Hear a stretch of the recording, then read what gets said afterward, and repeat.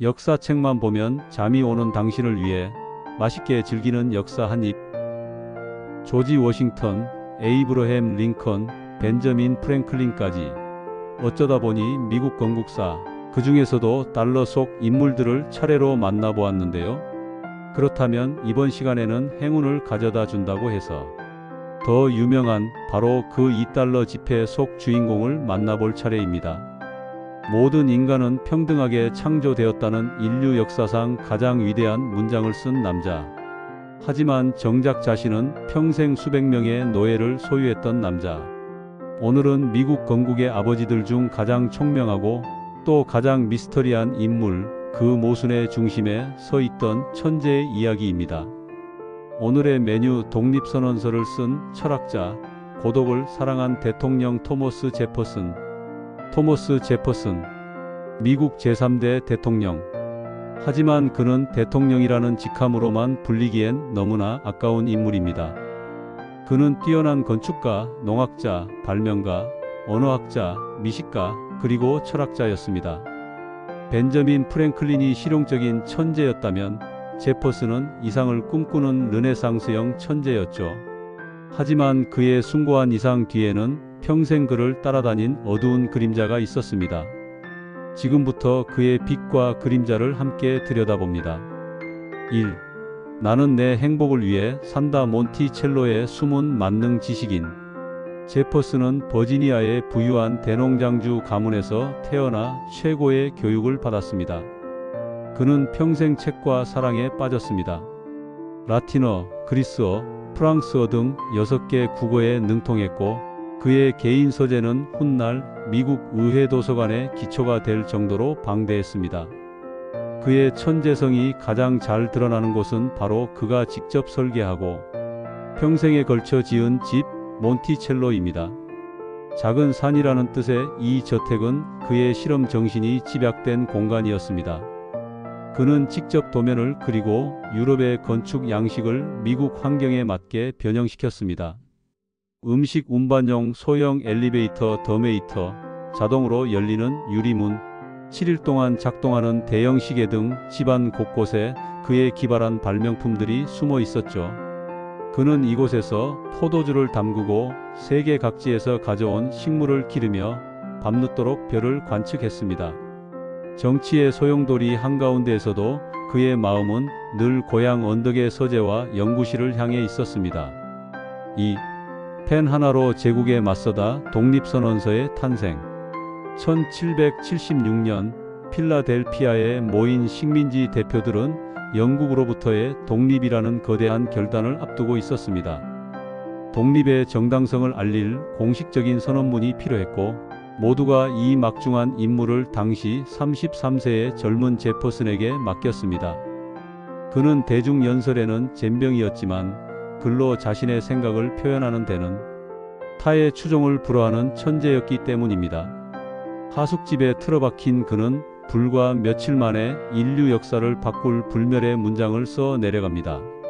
우리는 다음과 같은 사실을 자명한 진리로 받아들인다. 즉 모든 사람은 평등하게 창조되었고 창조주는 몇 개의 양도할 수 없는 권리를 부여했으며 그 권리 중에는 생명과 자유와 행복의 추구가 있다. 이 문장은 단순히 영국의 압제에 대한 저항을 넘어 인간의 자유와 권리라는 보편적인 가치를 선언한 민주주의의 위대한 출사표였습니다. 왕과 귀족이 아닌 평범한 사람이 역사의 주인이 될 수 있다는 생각.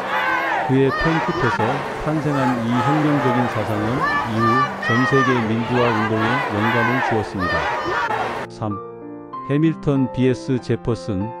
미국의 미래를 건 세기의 라이벌전. 미국이 건국된 후 국무장관이 된 제퍼슨은 재무장관 알렉산더 해밀턴과 사사건건 부딪힙니다.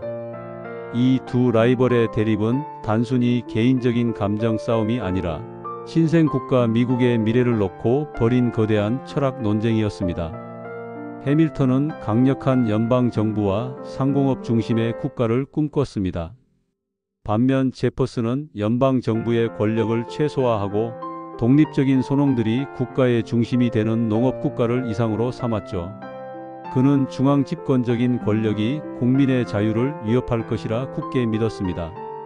최소한으로 다스리는 정부가 최고의 정부라는 그의 신념은 오늘날까지도 미국 정치의 한 축을 이루고 있습니다. 결국 이들의 대립은 미국 최초의 정당인 연방당과 민주공화당의 탄생으로 이어지게 됩니다. 4. 대통령이 된 철학자. 땅을 2배로 넓히다. 1801년 제퍼슨은 제3대 대통령으로 취임합니다. 그는 대통령이 되어서도 격식을 차리는 것을 싫어했습니다. 손님을 맞을 때도 낡은 실내복에 슬리퍼를 끌고 나갈 정도였죠. 하지만 조용한 학자 같던 그도 대통령으로서 대담한 결정을 내립니다. 바로 루이지애나 매입 사건입니다. 당시 프랑스의 나폴레옹이 전쟁 자금을 마련하기 위해 북미 대륙의 광활한 프랑스령 루이지애나를 팔려고 내놓자 제퍼슨은 의회의 승인도 받기 전에 과감하게 매입을 결정합니다. 이 거래로 미국은 하루아침에 영토가 2배로 늘어났고 명실상부한 대륙 국가로 성장할 발판을 마련하게 됩니다. 작은 정부를 주장했던 그가 연방 정부의 권한을 최대로 활용해 영토를 확장한 것은 그의 인생에 있어서 또 하나의 아이러니였습니다. 5. 자유를 썼던 손. 노예의 족쇄를 채우다. 제퍼슨의 딜레마. 이제 그의 가장 어두운 그림자를 마주할 시간입니다. 모든 인간은 평등하다고 썼던 제퍼슨은 아이러니하게도 평생 600명이 넘는 흑인 노예를 소유한 대농장주였습니다. 그는 노예 제도가 도덕적으로 잘못되었다는 사실을 누구보다 잘 알고 있었고 개인적으로 노예제를 비판하는 글을 남기기도 했습니다. 하지만 그는 자신의 노예들을 해방시키지 않았습니다. 자신의 안락한 삶과 몬티첼로를 유지하기 위해서는 노예 노동이 필수적이었기 때문이죠. 더욱 복잡한 문제는 그와 그의 아내 사이에 이부자매였던 흑인 노예 셀리 해밍스와의 관계입니다. 많은 역사학자들과 DNA 분석 결과는 제퍼슨이 셀리 해밍스와의 사이에서 여러 명의 자녀를 두었음을 시사하고 있습니다. 자유의 사도이자 동시에 노예 소유주. 이 극단적인 모순은 제퍼슨이라는 인물을 이해하는 가장 핵심적인 부분이자 자유와 평등이라는 위대한 이상을 안고 태어난 미국이라는 나라가 해결해야 할 역사적 과제를 상징적으로 보여줍니다. 토머스 제퍼슨은 한마디로 빛과 그림자가 극명하게 교차하는 거인이었습니다.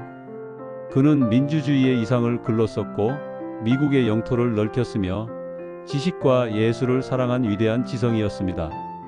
하지만 그는 시대의 한계를 뛰어넘지 못했고 자신이 선언했던 숭고한 가치를 자신의 삶 속에서 온전히 실현하지는 못했습니다. 어쩌면 그의 모순적인 모습이야말로 완벽하지 않기에 고뇌하고 실수하는 가장 인간적인 모습이 아닐까요? 오늘의 역사 한 입 맛있게 즐기셨나요? 다음 시간에도 교과서 박 더 흥미진진한 인물 이야기로 찾아오겠습니다.